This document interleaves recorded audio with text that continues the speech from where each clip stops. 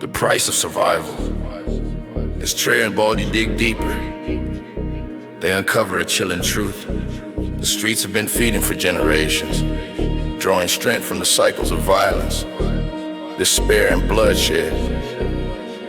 Every death, every act of cruelty has brought them closer to full awakening. Alana's death wasn't just a spark, it was a sacrifice, the final offering that unleashed their wrath.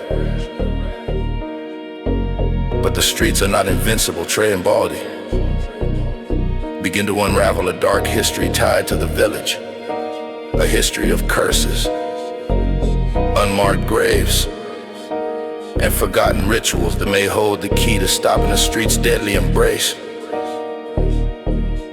But the cost of survival will be steep, and the streets will not let them go without a fight.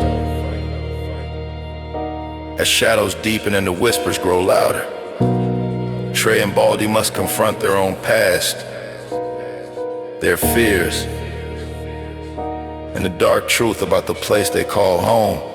In the village, the streets don't just run red with blood,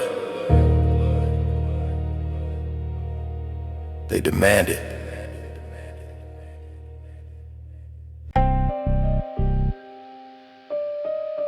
Injulanchi, the village's deadly embrace. The streets of Pomona's south side have always thrived on violence. But the night 7-year-old Alana Garza died, they awakened into something far worse. It was a cool October evening, and Alana was playing hopscotch just steps from her front porch.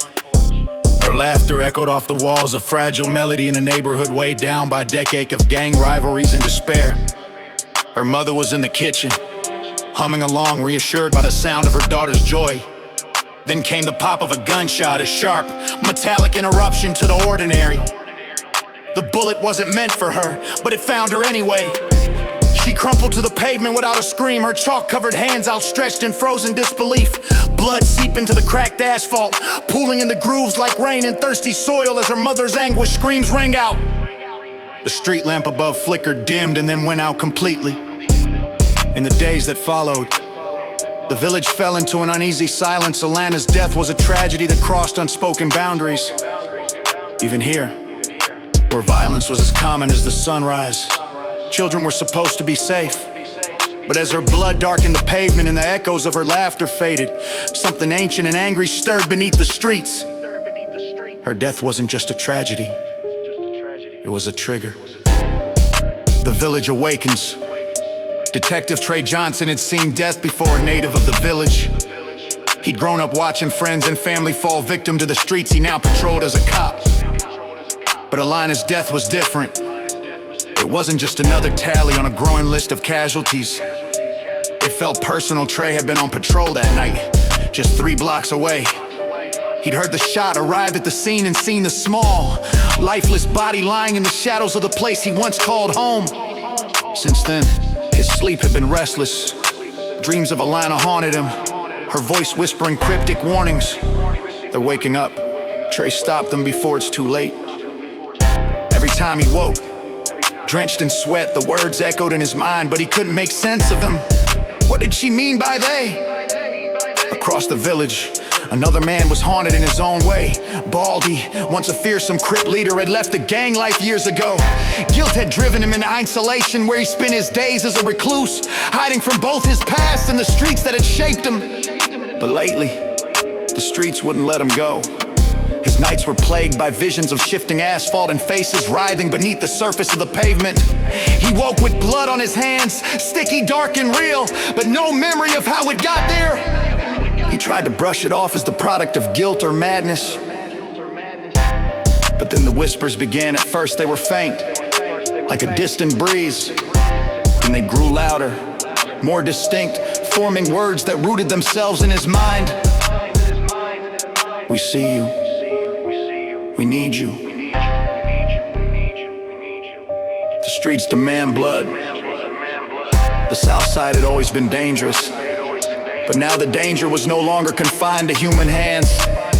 People began to vanish, First a gang member here, a petty thief there. Then the disappearances became more frequent, more inexplicable. One man was swallowed by a sinkhole that appeared suddenly beneath his feet, only to close up as if it had never been there. A woman walking home late at night was found crushed to death in an alley, though there was no sign of debris or collapse. Witnesses reported strange phenomena, phantom figures lurking at the edges of vision, shadows moving without light, and whispers coming from the ground itself. Trey couldn't ignore the signs. Something unnatural was happening in the village, and it was escalating. As a cop, he was trained to look for logical explanations, but every lead brought him back to one undeniable truth. The streets were alive and they were hungry. The violence and bloodshed they had soaked up over the decades were no longer passive memories. They were fuel, feeding something ancient, sentient, and vengeful. Two paths converged. Trey and Baldy's lives were destined to intersect. For Trey, every case he investigated pointed to a growing horror that defied explanation. For Baldy, the visions left him no choice but to confront the streets he had tried to leave behind. The whispers promised answers, but they also carried a warning. Your time is running out. When Trey found Baldy muttering to himself on a graffiti-covered bench one evening, their connection was instant. Baldy spoke of his visions, of faces in the pavement and blood that wouldn't wash away. Trey shared his dreams, the whispered warnings that had haunted him since Alana's death. Together, they pieced together a grim realization. The streets were no longer just pathways. They were predators. And the village was their hunting ground.